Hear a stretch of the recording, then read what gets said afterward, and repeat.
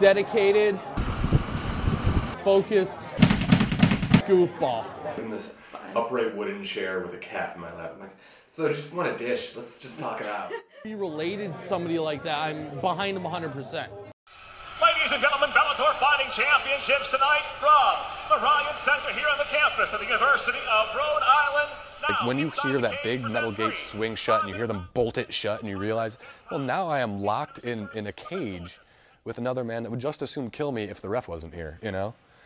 It's terrifying. It's a weird experience. Fighting out of Syracuse, New York, crazy Mike Mucitelli.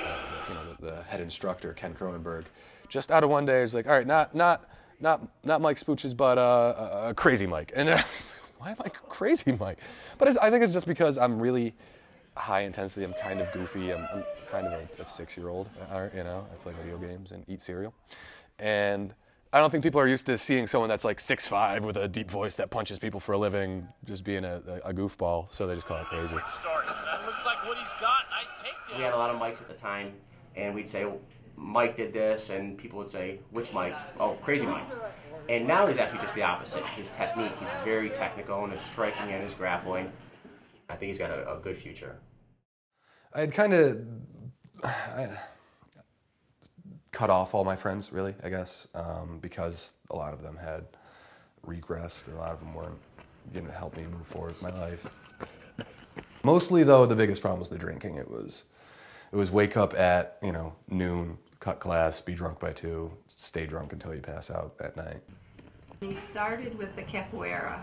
He'd come home and he would just move around the house doing capoeira moves, and they were very smooth, flowing moves, and it was really cool to see him get into that. My last 2 fights have ended via submission, meaning my opponent had to tap out or else suffer much more significant injury. Every friend that you know is going out having a beer on the weekend or having a burger, and you can't, and you know, just you give up everything, a social life, you know, your love life, your family life, just to be in the gym. We all love him enough to want to support him. It's hard to tell someone you have to stop doing what you love to do and go do something else now.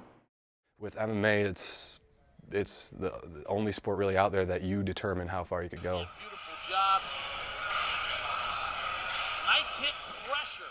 No mistake. I didn't have a great school. I didn't have a great, you know, collegiate pedigree. I didn't start a college wrestling program. I didn't do taekwondo when I was 5. I just picked it up and really put myself to it and got lucky. A really bright, articulate, very soft-spoken fighter. Tried to turn up the crazy.